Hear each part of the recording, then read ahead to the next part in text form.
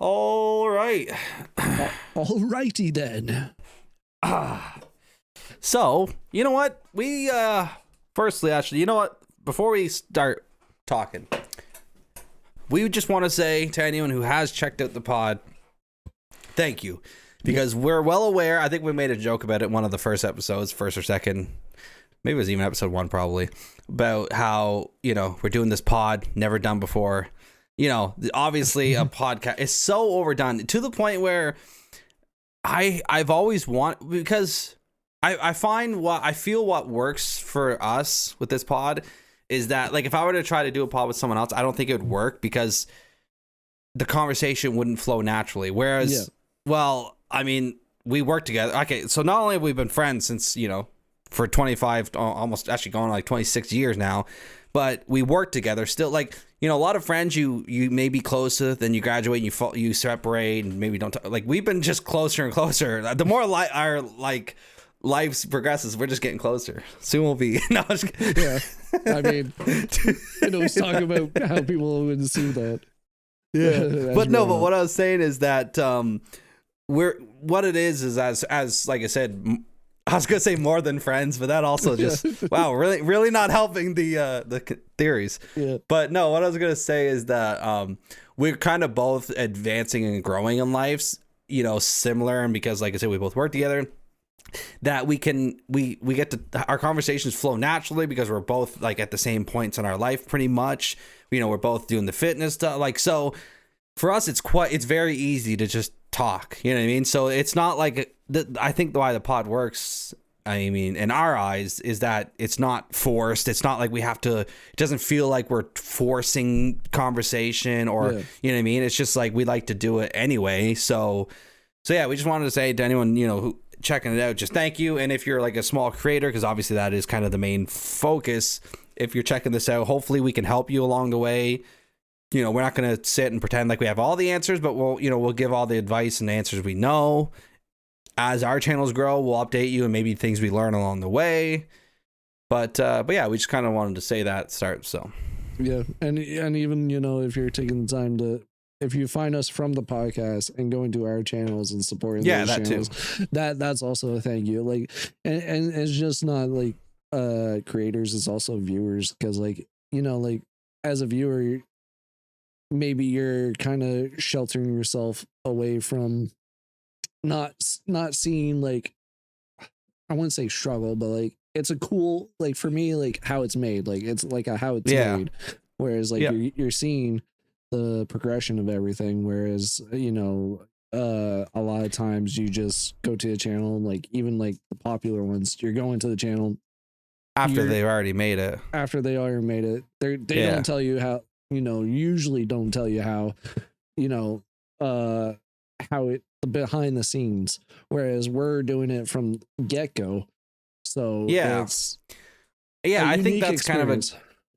I think that's a good point. It's one thing to, once you've already made it, to then try to pull back the curtain, but then it's like, I get it, it's kind of like, I get the thing and it's appealing, but I think what's more appealing is what CrayJayy was saying, is that we're not even just pulling back the curtain, we're taking you along with us. So you're kind of getting to see, everything from day one. You're not like, here's a final product and then like taking a look back at how it was done. You're literally seeing the whole process of it being done. So yeah, that's the. But anyway, so yeah, that's it. Episode whatever this is. But what we did want to say, because we were just about to say it before we hit record, but we're like, let's hit record. But I was just asking CrayJayy here because he back in the gym finally now.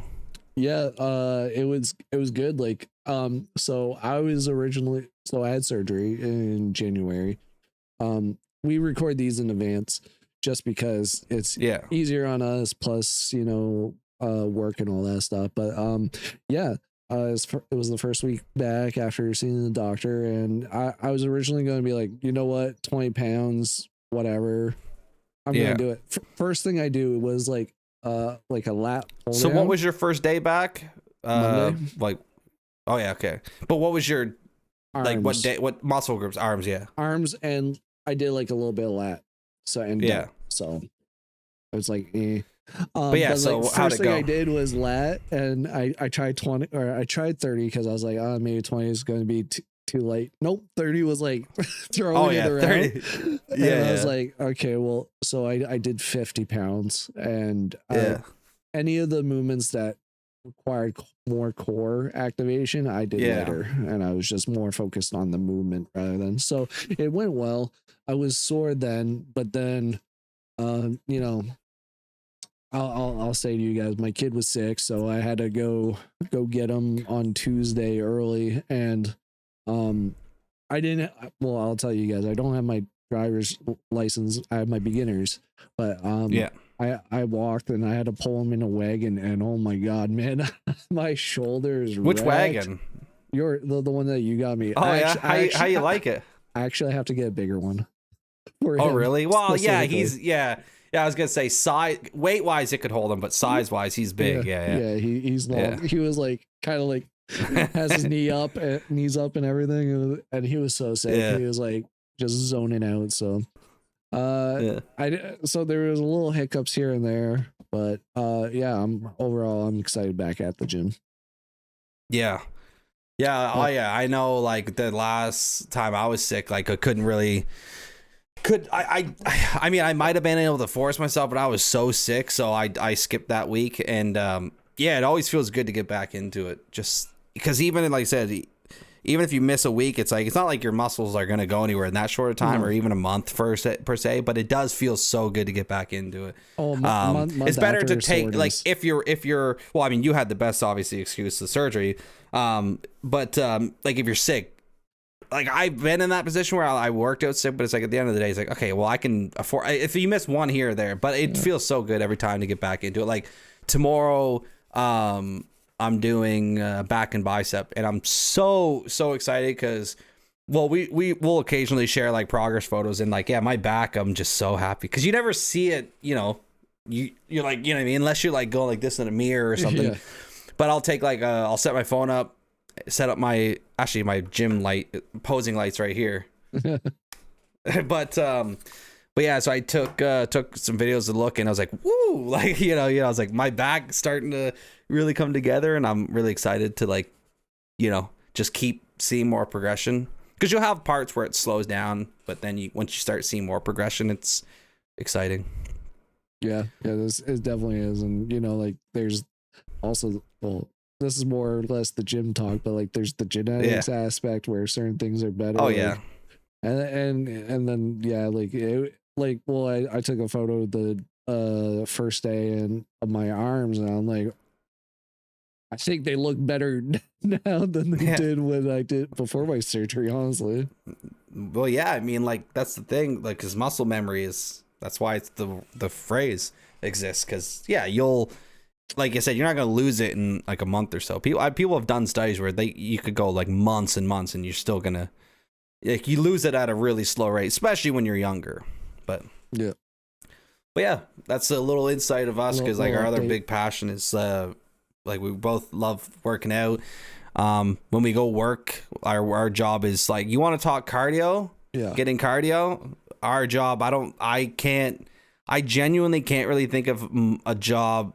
Not to say there isn't one. I'm just saying off the top of my head, can't really think of much jobs that would have more cardio than what we do. So we're on the cardio. Yeah, we do like lawn care, landscaping stuff, and so we're walking all day. The only time we don't walk is if we're aerating. And actually, well, technically there's only one ride on, so there's only one stand on. So if you're using that, then you're not, but you're not walking. But everything else, whether you're, we're spraying, or whether we're, fertilizing, putting lime down, anything. Yeah. We're either wearing like a backpack with like 80 pounds of liquid in it, walking all day in the scorching heat, up and down hills, or we're pushing a spreader or a hopper, whatever you want to call it, with, like I said, lime or fertilizer and all this stuff in it, like 80 pounds of that, because each bag is 50 pounds, and then the hopper itself probably weighs like 20 or something around there. But we always put a bag and then a half. If it's lime, I think you can squeeze 2 bags in there. Because because we overfill it too. Yeah. Well, because we don't want to get halfway out on a yard and have to walk all the way back to fill it up again. So we like overfill ours. Are huge, big. Especially massive. The one that I'm thinking of top of the head is with the hill that's held from HE double hockey sticks. Holy crap! Oh yeah. You know which one I'm talking about? The both sides of the boulevard, and then it's like the whole section. Yeah. That. Yeah. Oh, yeah. There's like I said, it's just so much work. But like I said, it is great cardio. Get plenty of vitamin D. I know towards the end of the season, I'm like, I think I'm overdosing on vitamin D, like the sun, because I do eventually feel I literally feel dried out towards the end. I'm like, oof. Yeah, I never had ashy elbows all my life, and now I do. yeah, I know, right? I don't think it'll show up on camera really, but no, I don't think it's gonna show on the webcam. But yeah, like it's but it's like I said, it's fun. It's as far as like regular jobs go, I don't mind it at all. And like interacting with customers all the time because they always seem to like us too, so that's always nice. Always, and getting compliments of people, like we've done properties like new customers, and they're like, you know, they'll talk to the boss or the office and just saying like, oh my god, I couldn't believe how well you guys did, or your boys did on, you know, with the property. And it's like hearing that is always super cool. Yeah, it definitely is. And then you have the other customers. Well, yeah, some you just can't please, but it's like whatever. I mean, when you get to the point where you're paying people to, you know, make your lawn look such a way, and then you're, you know, that your lawn's your life, basically. Yeah. Oh yeah. Well, because our clientele are mostly quite wealthy. Yeah. You know what I mean, we get some people that might be mid. What am I looking for? Middle class, but like most of them are upper middle class and above. But middle and up. Yeah. I'd definitely say. Yeah.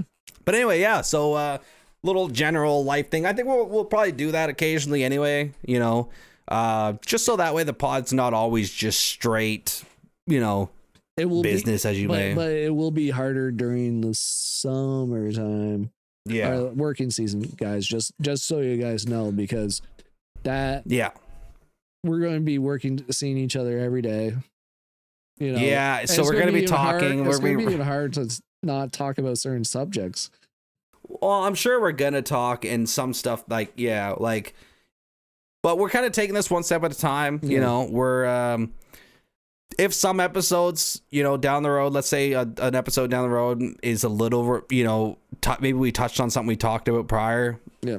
You know, we're human. We can't, if we don't remember it but we're going to do our best to keep every episode, you know, somewhat fresh. But like I said, as long as there's like some form of like, you know, it is, like I said, the part of the journey is the path, or the path, not just the end goal. So some of it, you know, is going to be maybe a little repetitive or whatever, but that's just a part of it. So we hope that you don't mind and stick along and follow along. I mean, for the journey. And yeah, because I'm sure, like, I mean, like a lot of it's, like I said, luck based.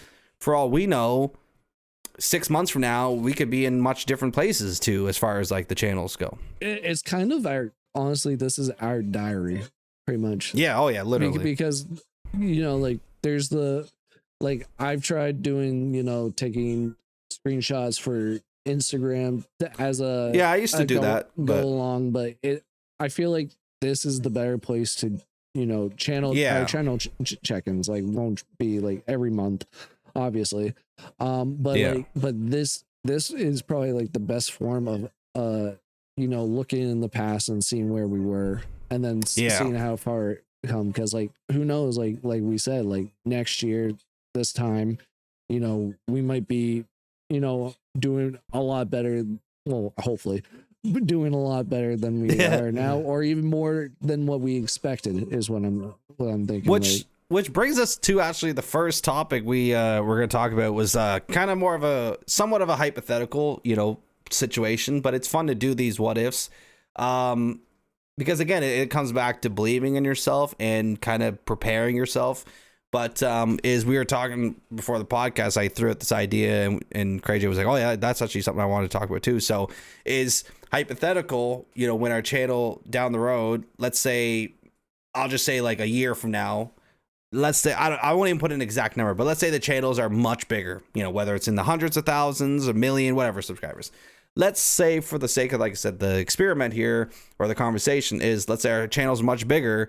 We wanted to talk about and include you guys on the conversation of like how we feel we would run or manage the channel and all the things that come along with having like a big channel. So i.e. like things like sponsorships, because obviously once you start getting big, like, and that's become such a normal on YouTube, it's just every video has a sponsorship. Another aspect of it is a lot of channels start out as like this cozy feeling of like this one-on-one connection of like, I'm just a regular dude or a regular chick, and then they get to a point where it's like now they have a team of editors and like they record out of an office space, and just like the corporate vibes or even the community involvement, a lot of times a lot of big channels, maybe that just completely goes to the wayside. So yeah, you want to start this conversation? Yeah, we'll start with sponsorships, because like that would be the easier start. Me, it really depends on the sponsorship. Like, obviously, you know, I don't want to get to the point where like every video is going to be a sponsorship, but like, yeah, I think, because I haven't done it, but like if it's something that I'm willing to put my name and my brand on, I will do it. Well, okay, energy drink, obviously. Energy drink. I'm gonna tell you guys, I'll sell my soul for that one. But that's because I enjoy energy drinks. It's my crutch. Like, I drink them all the time. Like, I luckily, knock on wood, I haven't had a heart attack during the podcast. But yeah, like I'll put my name on that, because especially if it's something that tastes good. But I don't want the sponsorship be the way of, hey guys, drink this. No, I'll tell you guys, I shouldn't be drinking this, honestly. Yeah, exactly. But I mean, I will put my name on it, because it's like, hey guys, I enjoy this, but you know, like, I'm not gonna say like that. That's the conundrum, because you can't really say, hey, don't go buy energy drinks, but hey, I really enjoy it. You know what I mean? Monster sponsors. Yeah. But you go. I was going to say, like, but like, if it came down to it, that's it's such a hard subject, because like, you have to bring it up, but like, it Raid's Shadow Legends, no, but yeah. So what I was gonna interject or whatever was just like, back when I did YouTube, my first go around, I know I say that a lot, but I just, again, that's kind of the point of this podcast, is you have the two perspectives of CrayJayy starting out from scratch.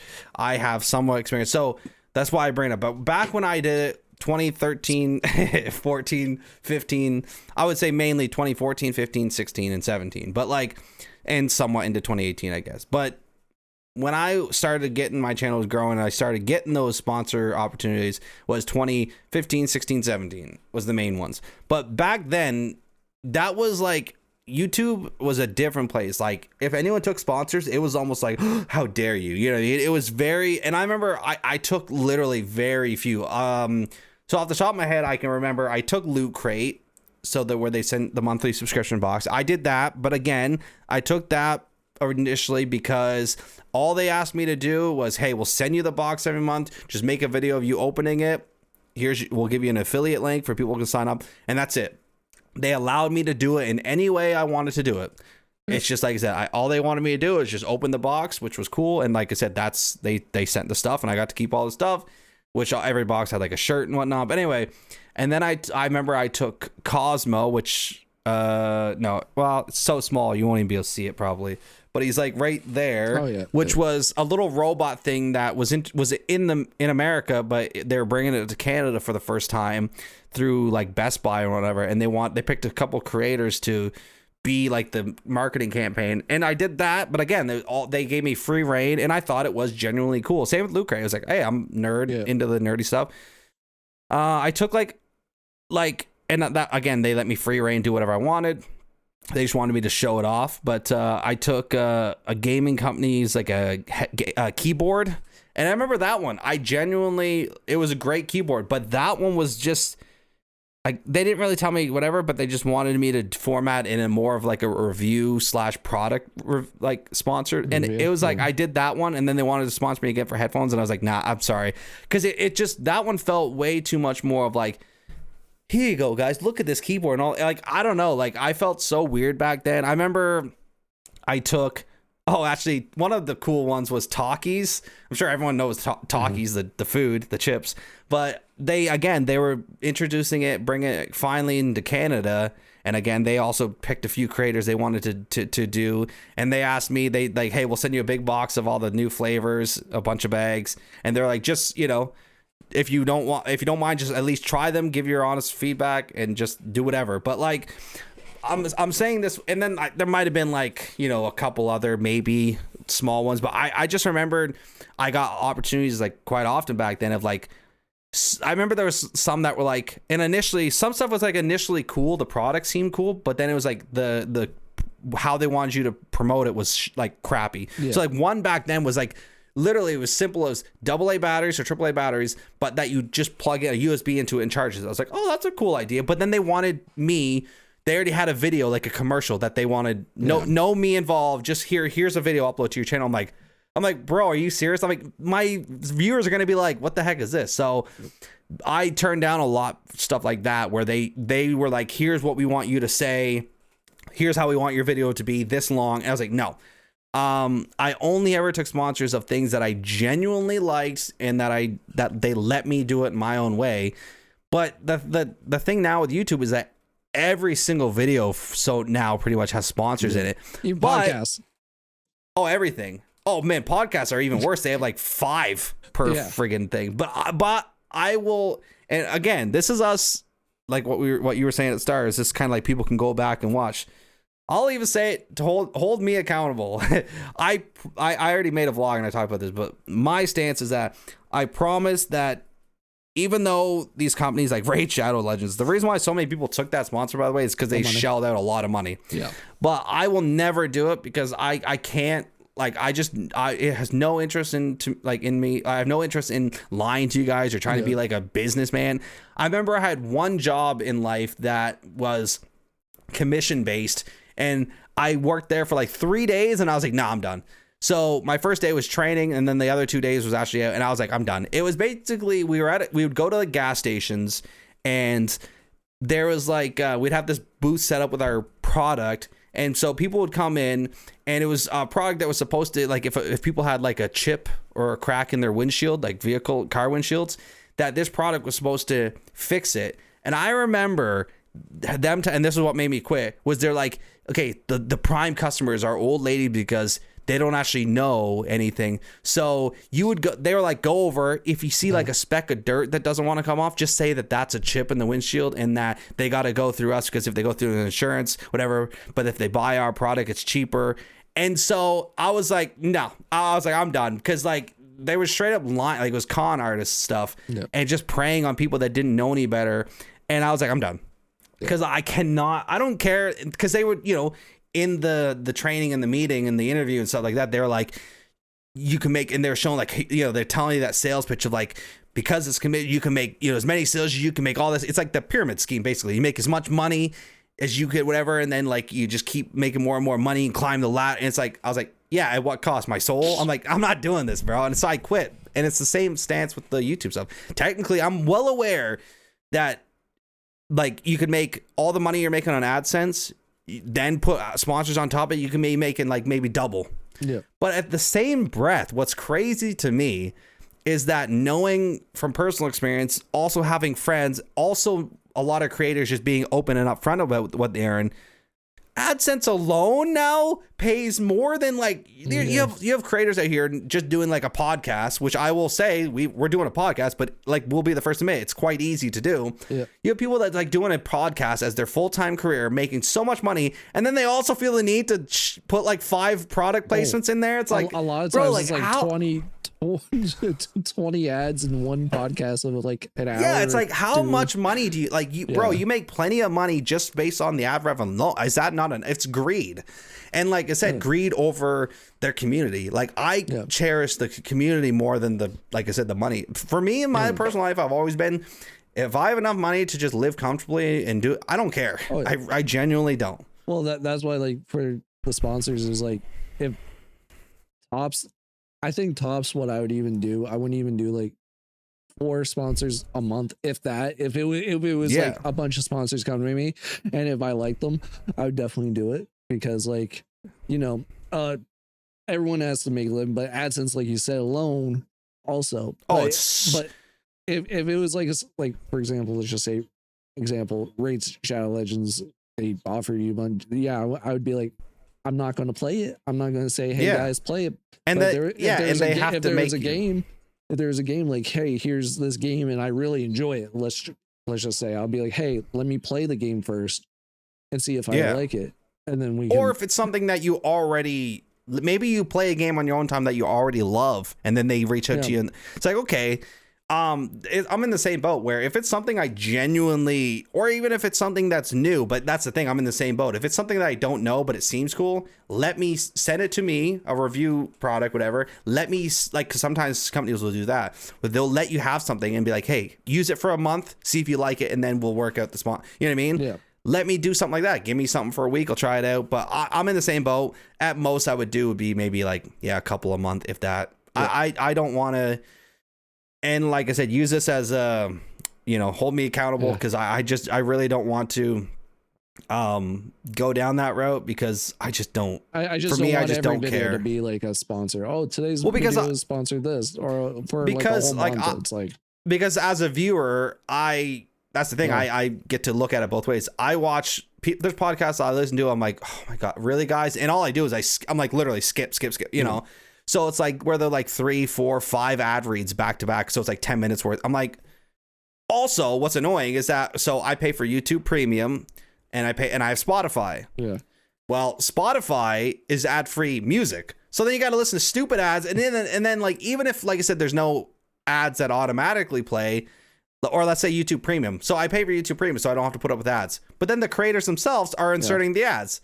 Now, luckily, YouTube, shout out to YouTube, because like, they generally all they care about is like the viewer experience, but they made it where I think it's a YouTube Premium feature, but if you start fast forwarding it, it will show commonly skipped section.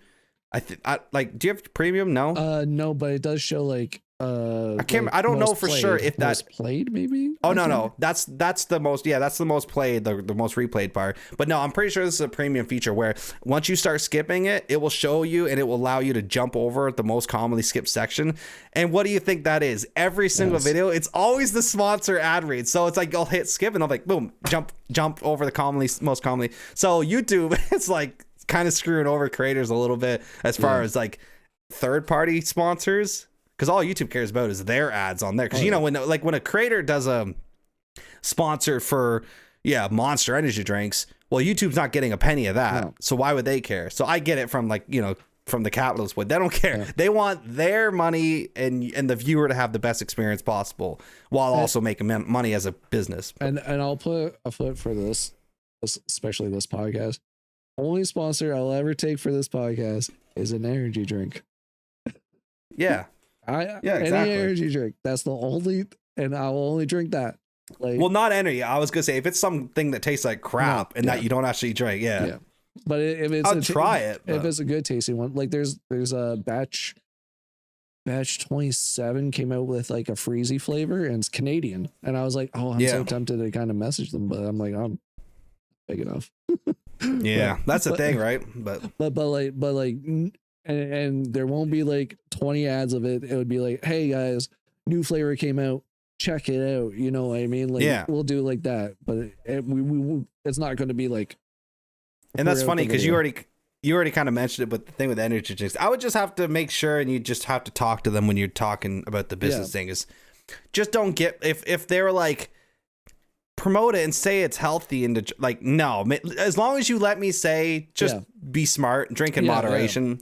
Because as much as like me, and I'll as much as we do love energy drinks, which we do, I will say no. I'm well aware that they're probably not the most healthiest things. Now we drink the zero sugar primarily stuff at least, but yeah, I mean with it's like look, they already got their free sponsors. Be responsible. But yeah, be responsible. Yeah, I'll that. And then I'll do Stone Cold Steve Austin.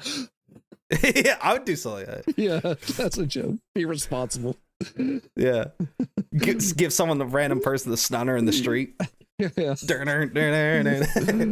But anyway, yeah, so that's the sponsors, the standpoint on that. But we had other stuff like we were going to talk about as far as like how you'd run the big channels. Like, okay, we covered sponsors, but what about like, because there's a lot of creators that they start out as like a nobody, maybe like they're recording in their bedroom. Yeah.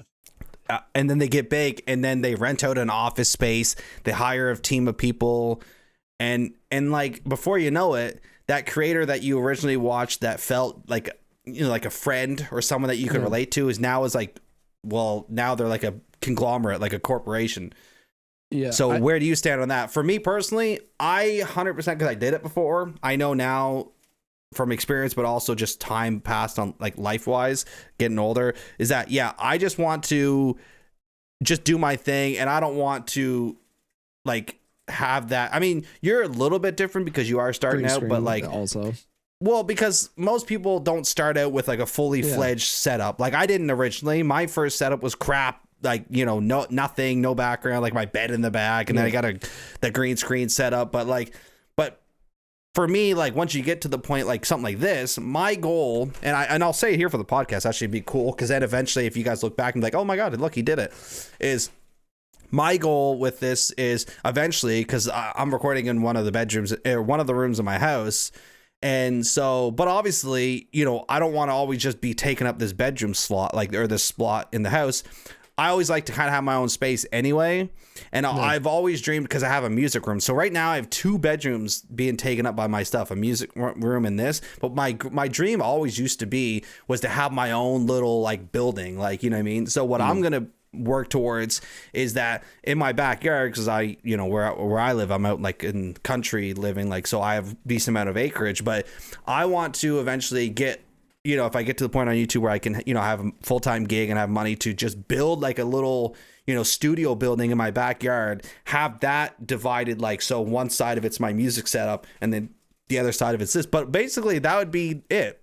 It would look the same.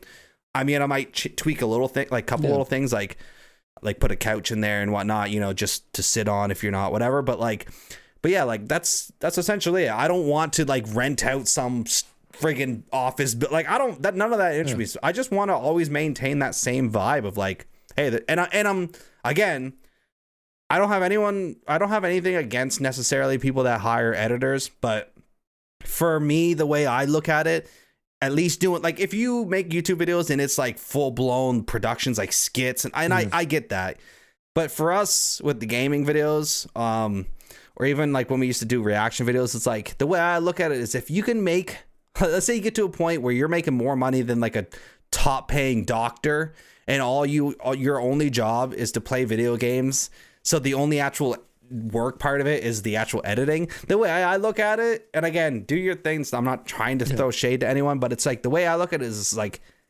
if you're, and again, I will say, now this is a funny example. So you have Corey Kenshin, where people a lot of times have just said, okay, he's not consistent, he'll disappear for like a year or whatever, and just not, and people say, well, why doesn't he just hire an editor?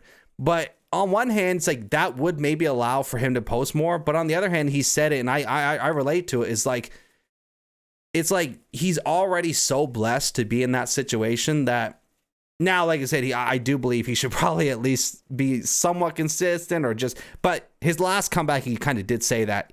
He finally did say that he's just going to upload whenever he feels like it. But anyway, like, the way I look at it is like, if I get to a point where some of these YouTubers, like, you're making like millions or whatever, even if you're making hundreds of thousands, whatever, per year, and your job is to play video games, how it would come across to me like so greedy and like, not pathetic, but like disrespectful as a person if I was like, yeah, I'm just gonna hire someone, like, if I can't even be bothered to put in the editing a video, because like I said, you have people out there working, like, whether it's like a doctor or like in maybe an old age home, of like taking care of old people and like changing, like bathing, like there's a lot of harder jobs out there than YouTube.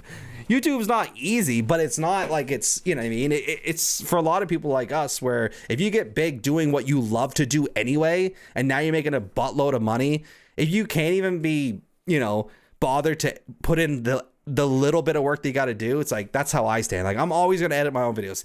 Even if I don't want to, I feel like that's the least I could do.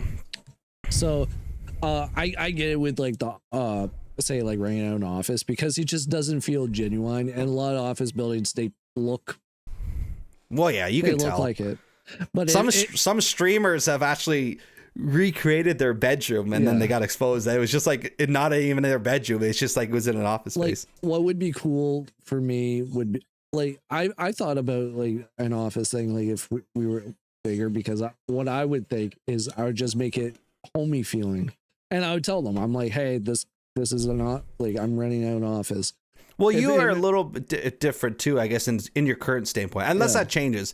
Like where you're at now, you're in an apartment, like you can't just build something. You know what I mean? Like, I can't be loud. I can't, like certain things I can't do. But like I thought about it, because like it'd be the ideal, let's just say ideal situation. I thought about it before. It was like I would have a room, say office building rented, but like make it homey, all that stuff. I'll let the viewers know, obviously, but then like have a room for like the podcast, so it's like homey. Yeah, it's, you know, and then like example, if you were able to, because like you live further away, but like if you wanted to, if there was an extra room, I would have it there, so that you know, like you do your own thing, I do my own thing. Oh, it's time to do podcasts. In person is probably better, because we eventually want to do a podcast in person, which. And I understand. I wouldn't want corporate looking. Like there's a lot of podcasts you see in corporate looking. I wouldn't want that. I'd want to sit and chill kind of vibe. Yeah, see, that I understand. I guess it's like the clarity part. It's like, I think where it becomes a little scummy is when they don't tell you, or they try to act like it's still, you know, a home or relatable. But I know PewDiePie did it back in the day, where he rented out the I think it was the Club Penguin office, but when they shut down, he rented it out. And but he was upfront about it, so yeah, I guess most people then didn't care, and his setup still looked like his setup. So, but he was open about it. So if it looked corporate, that's the throw off. Well, I would say. It's, and I guess more the Creatures. Yeah. Is I remember them. They were doing so good, and then you know they went to the office building, and then kind of. Okay, here's what I'll say. Another good example. Their one, and Good Mythical Mornings one. The vibe, the space, like the set that you see was still fine, but when it started to kind of go downhill for me personally was when now every video you had, first of all, you have a laugh track, because now there's like what started as back in the day just one or two of people behind the camera. Laughing. Now you had like 20 or 30 people behind there, so it's like, well, now there's like a live studio audience. But then every episode started introducing all of these like people that worked there, and it's like, well, now it's not just like back in the day. I subbed for Rhett and Link, or Stevie and like Chase. They were like the only ones back in the day that really. Actually, Stevie left GM recently, but anyway. But back then, it was like that was it. It was like a kind of like I said, even way back, they were still in an office building. They were in it a long time, so that was fine. But it was like I said, it's later episodes. It felt like I said, almost like a sitcom where there's like a laugh track and all these business people, and then they would even show. They would like pan. And it's like, oh, now you can see that it's all just studio lighting and like a set. So it's like that's where I think it gets to be a little weird, where it in fact impacts your content. If you just take your room and now you're just in a different room, but you're making the same content, I think that's okay. I think that's fine. I don't think that changes anything. But yeah, it's if you like are doing, let's say this podcast, look at perfect example. This podcast is quite chill. Two friends just talking about our journey on YouTube. If we then, let's say, started doing it in person in an office building, and then started talking station. Like, yeah, we started dressing up, or like everything was all super like high, like production, and they have some like because a lot of podcasts have a producer, you know, someone that's behind the camera on mic. I wouldn't want like that. Joe Rogan has Jamie, and like I Theo don't Von think has anyone could be a producer for us. That's what I'm saying. So that's where I think it would impact, or start to rub off the wrong way. Yeah. So yeah, I guess I should rephrase that. If you maybe you're living in a spot and you need somewhere else to record, that's fine. Yeah. So it's just like if it changes your content, I think it's an issue. Like if it and then editing wise, okay. So my view on it is my gaming channel. I'm going to be editing it. podcasts, it's super easy edit. I'm not going to do it unless we like say we had like space and we were doing in person and you're one camera and I'm different camera. It might be a little not challenging, actually. I'll probably still do the podcast. But if we're doing like a skit and it's like production wise is like high up and all that stuff, I'd want them to edit. I'd be like, hey. Well, if it's out of our skill level, that's the other thing, right? Yeah. Like, obviously we could, do it, but like I feel like if I hire a crew or something, like a production team, because to film this, well, I'd want them to edit it, and I'd be like, okay, but I'd be like, hey, I want my approval stamp on. Yeah. Okay. Perfect example too. Perfect example. I've done one on my channel. We did one on your channel. Intro. I'll just say skits because I did it as an intro. But like a skit, when when it's just us two, well, then the shots are limited to only me in the shot, unless we're doing like a self. You know what I mean? Yeah. So stuff like that, where now you might have someone like as a camera person, or like someone that maybe knows how to edit that stuff. That I'm all right with. You know what I mean? Yeah. Because like our intro skit, we literally had to try to get creative, especially for the one on my channel, where I had to switch POVs, but every time in between those, we had to switch the gear. You know what I mean? I had to take off the chest harness, you had to put it on, then we had to remember like what we said and go. You know what I mean? So whereas that, like I said, but those we're already doing. Again, it comes back to like, if you never ever did anything high production, and then now you're a big channel, and then everything you're doing now is some high, then it's like that's where the issue lies. Yeah, and I mean, personal. I think also if you're doing, let's just say, because when you're getting, eventually like we're going to get bigger, and then if we fast forward a few years, we're not add more to your plate, then maybe I'd be like, okay, we're doing like a different channel for something else. I'd be like, okay, well, I don't think I'm gonna though. No, but like if I'm saying if the situation were to occur, they're like, hey, we want you guys doing this on channel, we'll offer you this much or whatever.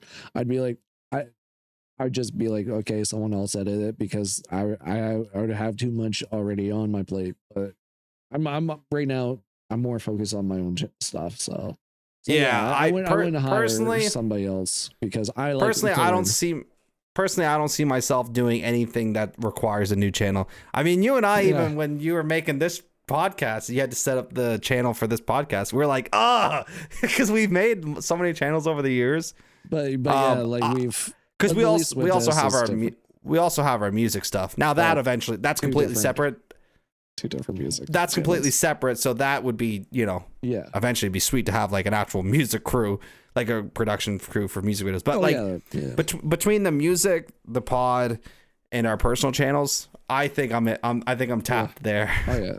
Well, that's why I said if it was something else and it was an opportunity that was given to me, and I'm like, oh, this would be cool, and I would say, hey, I want to do this with you, Aaron, but I would be like, but I'm going to pay for the editing and all that stuff. I think you wouldn't mind too much, because it'd be like, oh yeah, I'd be down to do stuff if it was for something cool and you wanted to do and you wanted me in it. Yeah.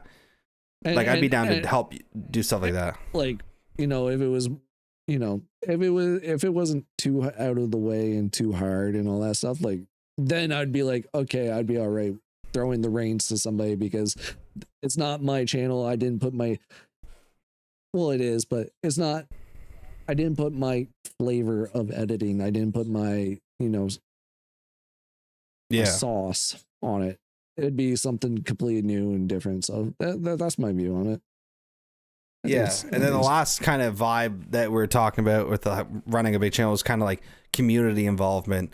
Because obviously when you're a small channel, it is a lot easier to have that one-on-one connection with your subscribers. But then once a channel gets so big that it becomes impossible to have that, that's just the truth. So a lot of people, or I'll just say, there's a group of people that once they get big, that's it. They accept that they can't have that one-on-one connection anymore. Yeah. Or maybe they never had it, but whatever. But like, and then they just move on. So that's just, where I stand on it is kind of literally how I stood on it back in the day. I did get to the point where that one-on-one connection was impossible, but I never gave up trying. So I would do things again. So like I would do the first iteration was reading comments, and I still did those later, but that was like the first kind of thing I started to do with involving the subscribers was I would do reading comments videos. Now I couldn't answer every single comment I got, but that's what maybe I didn't answer your comment in episode 1, episode 2. Maybe you'll, because I always tried to pick different questions every time. So stuff like that. Another thing I always did that I want to do again when the channel gets to the point where I, have that. Same with reading comments. I'm definitely going to bring that back. But another thing I did was, once you get a following and support, people, a lot of times I had a decent amount of people drawing fan art. So I would show a piece of fan art at the start or at the end of the video. I usually just do it at the start, but show a piece of fan art video saying submitted by whatever. That was another cool way people got to be a part of it. I had one guy usually mainly that helped me with like all the merch designs, but he became like a core part of the channel because I can't draw, but he was an amazing drawer. And so he did all my channel artwork back in the day. Later, like I started out with other stuff, but he basically, when I had him and we started contacting and, building that connection as more just as like a subscriber and viewer, more of like a partnership, then yeah, he basically did all my merch for. So for him, he kind of got, involved then. And then I did like the Snapchat reaction videos, people sending Snapchats, I opened them. And yeah, so like there's ways to, like I would still reply to YouTube comments. I just at that point I couldn't reply to all. But then it's like, all right, well then now I'll dedicate like an hour replying to YouTube comments. Now I'll open up Twitter and reply to people on there or Instagram or you know what I mean. So I always tried to do things like that. So even if because I would get or in the live streams I would always read the chat. And so people be like, hey, I've been here since whatever 10,000 subscribers, whatever it was. Can you say hi to me? And I was like, oh, if I caught the message, I'd be like, hey, shout out to you. Thanks so much. And they're like, oh, finally I get, so they, they appreciated that a lot. So sometimes it just might take a while to get around to someone, but like I always kept trying. And that's another thing I really want, because without the viewers, well, the creator is nothing. So like I always want to make it like kind of a number one priority of always maintaining, no matter how big, but always maintaining some form of community involvement. Yeah. And I have the same view. Like I want to, like if I got to the point where it was a lot of comments and I was getting, like I said, it would take me like days to reply. I would pick the ones, not pick, but like if it was generic comment, I'd be like, okay, well, I'd probably wouldn't. Well, yeah, because eventually it feels weird to say thanks, like thanks or thank you a million times. Yeah. But like if it was, it was something that stood out, I'll definitely take the time, and if any of my subscribers were having a hard time, and and reached out through a comment, because it happens, I will take the time and I'll message them and let them know like, hey, I'm here, and I'd probably eventually want to do videos of the comments and all that other stuff. And even let's just say like one of my streams a month is a community night. Yeah, I'd do that too. I'd be like, okay guys, we're doing a community game, we're like Jack in the Box is a perfect one a lot of times. Yeah, because it does have involvement, so at least it has that. So I'd probably do something like that. Yeah, like that's one of the pieces of content I'm most looking forward to bringing. But again, you can't do it unless you get more of a following. But the reading comments style stuff, because I really love doing that type of content. And but as a small channel, if you don't get any comments or only get like one or something, like you can't do it. Yeah. 20 days, if that. A lot of my viewers are silent viewers, which I get it. Like I said, like the stream actually kind of showed me like people are enjoying the content because they're staying in the stream, so they're watching it. So, but they don't like to say hi or anything. They're like, I like watching this guy, but I don't want to talk to him. Yeah, this guy seems cool playing. Yeah. His personality kind of sucks. Yeah. Yeah. But yeah, no, like I said, it gets more and more exciting the more you grow. Like that, in my opinion, like I said, eventually it could probably be stressful, but I'm just so looking forward to, for both of us, like I said, at least, because once you get to, I mean, it varies, but I would say for me personally, when I got to like 3,000, maybe 5,000 subs onward, then I had like every video got comments. I had enough comments of, like, consistently where people, you know, I could do the reading comments. Like at that point, you're usually have like a pretty decent core community, and then it's always growing too. That's the other thing. Even if it slows down, it doesn't slow down to a stop. Like it's still, like, we have days where we'll gain, but then we have days where we don't gain any. You're laughing. You're like, I have months. But yeah, like once you get to like a couple thousand subscribers, usually that's when you're like pretty consistently growing, and I can't wait for those.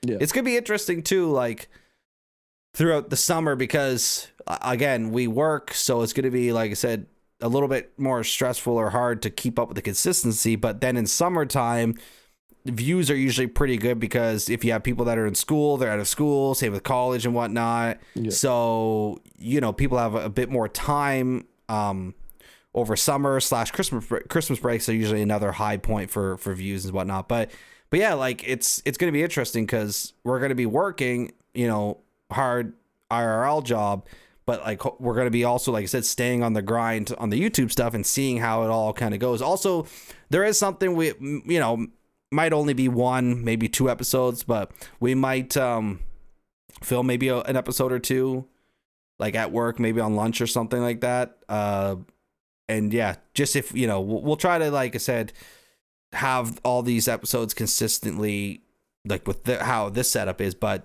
you know, we do have, like, I have mics, and he's gonna probably buy some too, that if we need to record an episode of the pod or something, yeah, we'll do it maybe at work on lunch break in the truck or something. And yeah. Like it won't be filmed. Well, it might be filmed. I don't know. Yeah, we could probably film it. Yeah, it'll be tight. It'll be tight squeeze. Yeah, well, at least everything's now is wide angle, so yeah. But yeah, so I think, I mean, we hit on the hypothetical, the run, like a big channel stuff. We hit on that. I think we covered all that stuff, so that's good. Yeah. I mean, we could talk about the YouTube thing, because it's quick. The which part? The complaining part? Yeah, the complaining. Like, yeah, I mean, I don't know if really, as far as that goes, like, I don't know. I think I've already. I wouldn't mention names, but like the just the complaint on YouTube about YouTube algorithm is kind of like. Well, overdone. I think the thing that's more of an annoyance of anything is when you have channels that are wildly successful or have been successful forever, for so long. Because just like anything, whether it's an actor, a band, that type of, and anything in the entertainment thing, you're not going to have a career forever. Like it's usually, you know, like YouTube, you're good. If you can get 10 solid years of like success, you're good, man. Like that's wildly success. Like that's crazy good on YouTube. So when you have channels, like big channels, that they're like, oh, instead of 3 million views, this video only got 2.5. When you have so many people out there trying so hard, putting in the work, and like getting happy to get 10 views, it's like sometimes you're sitting there like, well, I mean, I wish I could get 3 million views, or, you know what I mean? I'd be happy if I got 300 views. No, but like, you know what I mean? That's what it is. It comes across, if not done right, it comes across really annoying sometimes. I would get it if you're an especially if it's not, and you were doing good, and then all of a sudden it was like, let's just say your average was like, let's just say up and comer 10K, let's just say is your average, and then you posted a video and it did like 100 or even 1,000. Okay, I would be like, okay, that's an understandable complaint, because that, you know, your average is normally this. But when it's like, you know, when you're more successful, and you know, the views isn't totally stop, like, if it doesn't hinder your month to month, then you know. Well, also like complain. Okay, well, that's the other thing is like, even if let's say we have videos we posted, it flops. Well, why make a video complaining to your viewers? Because first of all, and I'm speaking from experience, I made this mistake my first go around. My main part was when now see we were going to talk about this in a different episode. I don't think we actually did, but. Or no, we were going to talk about it in this one or the last one, but we wrote down, but we never actually did really talk about it. But see, I went through the YouTube adpocalypse back in 2017, I think it was. Basically, when YouTube, like, there was controversy and YouTube made it so they had all the advertisers basically pulled out and said, we're not putting ads on videos unless you start like monitoring them. And of course, YouTube being as big of a company as it is, it's impossible for a human being to review every single video. So they had an algorithm do it. And of course, because it was new, like anything, the version 1 of stuff isn't always the best. So it messed up. And I remember every single video was getting demonetized and you had to wait for the review. And that took a few days. And then by the time the few days were over, well, your video already got all the views. So now by the time your video is monetized again, you might make like pennies off it. So for a channel like myself at the time where I moved out on my own, I was doing YouTube as a full-time job. Whereas let's say this is the threshold you need to pay your bills and live. I was like here. I was never like, I never, you know, I was like, okay, I can do it. But then the YouTube adpocalypse happened and I couldn't afford to live like in my own place anymore. But so I had a legitimate reason of why I was bummed out, because then it also, like I said, it was affecting everything. Because then I had to move, and I had to move into a place with crap internet. But I remember I made a couple of videos where I was like complaining about how, you know, these people are, you know, I have all these subscribers that aren't watching my videos. But then it's like, well, who am I complaining to? Because the only people, those subscribers that aren't watching my actual videos, they weren't watching that vlog either. They were the only people that were watching that vlog were the people that were watching all my videos. So now I'm just complaining to the people that were still supporting me. And again, so then the people that were supporting me, they started to feel like, because I had people tell me in DMs that like they missed how I was when I was like happy and everything, because I let it get to me and I was kind of all depressed, and I made videos about like, oh, at this rate, I'm gonna have to stop doing YouTube. And again, I might have touched upon on a previous episode, but like people that go to YouTube to cheer up, like, you know what I mean? So the last thing they want is the person they look up to and look to for a good time and a good laugh to be sad, depressing, and again, complaining to the people that aren't even, it always blew my mind. I guess, like I said, I guess it took me getting older and having my first YouTube channel crash and burn to realize that, yeah, here I am complaining about not, you know, people not viewing or like my videos to the people that were viewing and like my videos. Like, it made no sense. If someone ain't gonna watch your normal full-blown, like, let's say you're a gaming channel, if they're not watching gameplay videos, they sure as heck ain't watching a vlog. Well, most of the time. That's why I think, like, even this podcast, like, we'll always touch base on, like, say we're having a hard time, we can just say like, oh, you know, this is really affecting me, but we won't be like, hey, why? Well, at least that's kind of the right thing to do, though, is we're not doing it on the main channels. We can be open, and anyone who does care to want to hear, this was the right way to do it. Yeah. Again, if you want to vent, that's all right. It's okay to have, you know, time where you're down or frustrated or demotivated. Just do it. Like I said, if your whole channel the whole time was you're positive, high energy, happy, and then you're all of a sudden depressed, that's an issue. Or again, making a video once in a while, that's fine too. It's just when people like end up just falling down that rabbit hole of complaining constantly. And another thing that I fell victim to it a little bit too was blaming YouTube for everything.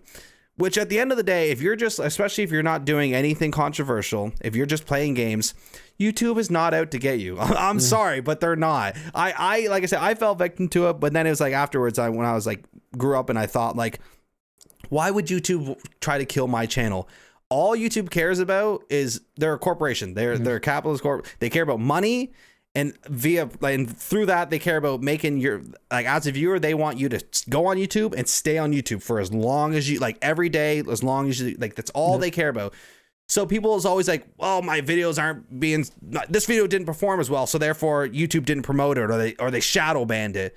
It's like, no, or that your viewers just didn't like it as much. Like again, why would YouTube punish you for this video? Because the other thing I always found funny is like, this video flopped. Okay, well then what about the video from 2 days ago? Oh yeah, that did great. Okay, so why would YouTube punish one random video?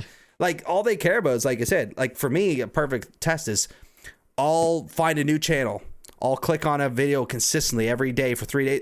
My feed is nothing but that, or like a topic. Like when I got right into the gym, I started watching a bunch of fitness influencers. My homepage was nothing but fitness stuff, because YouTube's like, hey, this guy likes this, give him this. And that's why, like I said, once your channel starts growing, that's usually how it becomes easier, is because you start getting that snowball effect where it's growing. YouTube's like, hey, people are liking this. Push it, keep pushing it. So I did get a kick now, like I said, now that enough times passed, I'm like, people are just always blaming YouTube, because especially, like I said, if you're not doing any content that's controversial, if you're just playing video games, why would YouTube care about what you do? All they care about is, are you making the money? If so, hey, let's keep it rolling. Yeah, true. The hour mark. Yeah, we're there. Anything to add before we wrap up? Or no, that's pretty much it. Like I don't have much to say about that, like much on that topic, besides like, like game blocked reactions. I've had a taste of that, Yeah, and again, that wasn't even YouTube though. That was the company that owned the content, company, So I never blamed YouTube on that one. So we'll go more into that at some point, talking about reaction channels. Because you could be a perfect example too about how, like you were saying, like recently your videos were slowed down, but then you'll have a random video that's just gets random views, even if it's like later, right? Like a month later. So like there you go. It's perfect examples. Like, why would YouTube? They want the more successful people on YouTube, the more YouTube money YouTube makes. So that's all they care about. The only thing I wish I would understand more on was the shorts, because like a lot of people tell you, hey, post shorts consistently, and then you've seen it, I posted shorts consistently, and then it would be like 5 views. I'm like, okay, well, which is crazy. Like crazy. I've never even seen a short with that little of views. That's what I mean. Like the latest one that I posted did really well, 1.6. Yeah, that's the way. Like I will say, YouTube's not perfect. I'm not saying they're perfect, but because there are some things it's like, I wish they had this feature, I wish they were more transparent about this. But at the end of the day, like I said, there's been other websites that tried to compete with YouTube, and I tried. What was the one back in the day that like a bunch of us creators what was that called? Dang it, I'm gonna forget. Let me try to Google this real quick if you want to say anything, but because there was one that come up right during the adpocalypse that was like, everyone was like, we all jumped on it. I know like for streamers, there's always companies that want to do the same, or like what was it, mix something, I don't want to say Mixer. That was Microsoft's. That Kick is the new one. Yep. The Hitbox one that you were talking about. Hitbox, that was a long time ago.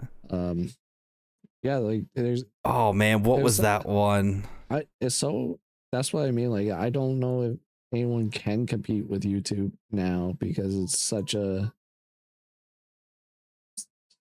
prominent thing. Like I know there's those